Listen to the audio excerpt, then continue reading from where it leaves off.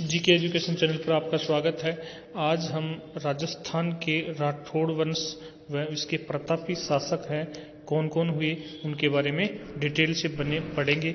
ये आरबीएससी की बुक से लिया गया कंटेंट है जो आपके एग्जाम के लिए माध्यमिक शिक्षा बोर्ड की जो बुक है उससे लिया गया है, जो आरपीएससी एग्जाम्स और जो सीधे सीधे इन्हीं के क्वेश्चन से बुक से आते हैं। तो चलते हैं फर्स्ट की ओर। फर्स्ट है राव बीका है। पहले हैं राव बीका। 1465 से 1504 तक इनका शासन रहा। बीकानेर मारवाड़ के शासक राव जोधा के पुत्र थे। अपने पिता के द्वारा व्यंग किए जाने पर 1465 में वह जंगल प्रदेश में आ गए। किंवदंती है कि करणी माता की कृपा से उसे नवीन राज्य स्थापित करने में सहायता मिली। दूसरी मान्यता के अनुसार जंगल प्रदेश को राव बीका व जाट सरदार नरा ने मिलकर जीता। दोनों के नाम पर इसे बीकानेर कहा गया। बाटी, चौहान, खेची, कायमखानी आदि स्थानीय शक्तियों की फूट का लाभ उठाकर उसने अनेक गांवों का अधिकार कर लिया।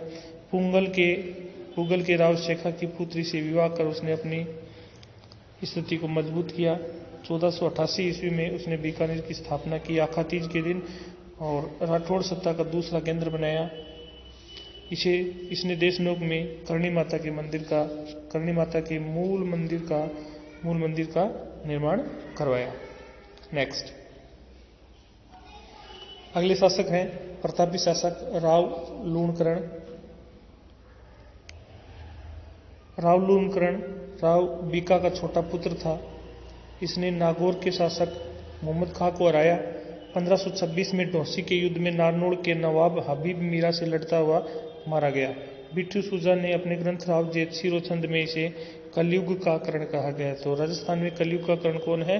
राव लूणकरण बीकानेर वाले। करमचंद्र वंशो कीर्तन काव्यम नामक ग्रंथ में इनकी दानशीलता की तुलना कर्ण से की गई है। लूणकरण सर झील का निर्माता भी इसे स्वीकार किया जाता है। तो लूणकरण सर झील का निर्माता कौन है? राव लूणकरण। अगले हैं राव जेतसी 1526 से 1541 तक इनका काल रहा। राव जेतसी ने 1534 में काबुल के मुगल शासक कामरान हुमायूं बाई को पराजित किया। इस युद्ध का वर्णन बिट्टू सूजा ने अपने ग्रंथ राव जेतसिरो छंद में किया गया है। इसने बीकानेर पर मालदेव के आक्रमण के दौरान मंत्री नागराज को अजमेर से सहायता प्राप्त करने के लिए भेजा, मगर सहायता आने से पूर्व ही 1541 में साहेबा पाहेबा जोधपुर युद्ध में राव जेतसी मालदेव की सेना से लड़ता हुआ वीरगति को प्राप्त हुआ। नेक्स्ट है राव कल्याणमल 1541 से 1574। कल्याणमल ने खानवा के युद्ध में 1527 में राणा सांगा की ओर से भाग लिया था। राव कल्याणमल ने राणा सांगा की ओर से 1527 में खानवा के युद्ध में भाग लिया था। कल्याणमल ने 1544 में गिरीशमेल के युद्ध में मालदेव के विरुद्ध शेरशाह की ओर से भाग लिया। इसने बटनेर के किले पर अधिकार किया। 1570 में अकबर के नागौर दरबार में उपस्थित होकर मुगल अधीनता स्वीकार की। कल्याणमल मुगल अधीनता स्वीकार करने वाला राठौड़ वंश का प्रथम शासक था। कल्याणमल के दो पुत्र थे, राय सिंह और पृथ्वीराज। कौन थे? राय सिंह और पृथ्वीराज। राय सिंह को अकबर ने 1572 में जोधपुर का शासक नियुक्त किया। वहीं उसका दूसरा पुत्र है वो पृथ्वीराज, वो अकबर का दरबारी कवि था। नेक्स्ट पृथ्वीराज ने बेली कृष्ण रुक्मणी नामक ग्रंथ की रचना की। नेक्स्ट हैं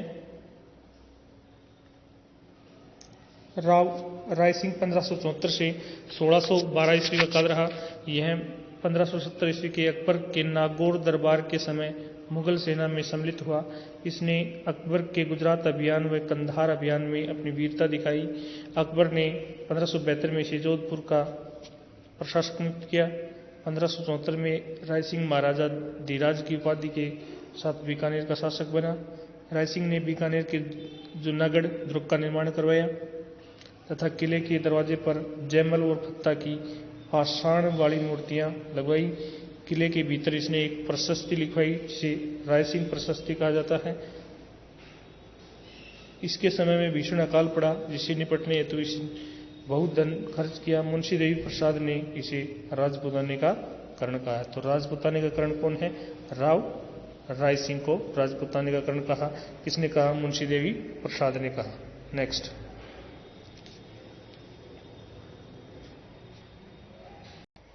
अगले प्रतापी शासक हैं राव करण सिंह। 1631 से 1668 के बीच में काल रहा। करण सिंह ने मुगल सम्राट शाहजहां के दक्षिणी अभियानों में महत्वपूर्ण भूमिका निभाई। जाखनिया गांव के सीमा विवाद के लेकर से नागौर के शासक अमर सिंह से 1642 से 1644 में युद्ध हुआ, जो मतीरे की राड़ के नाम से जाना जाता है।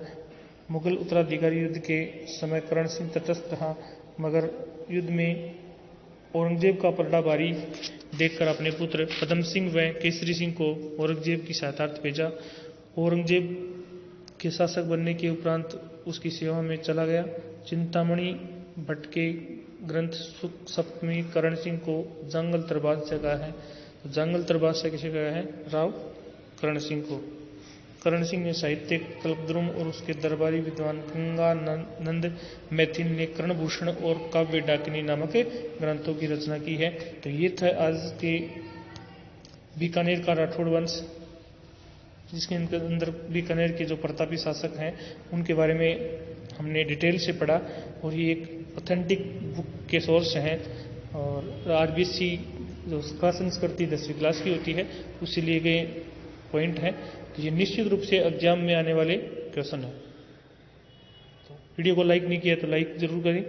चैनल को अभी तक सब्सक्राइब नहीं किया है तो सब्सक्राइब करें, और वीडियो जितनी भी वीडियो डाली गई इन चैनल के ऊपर एक बार विजिट करें। धन्यवाद।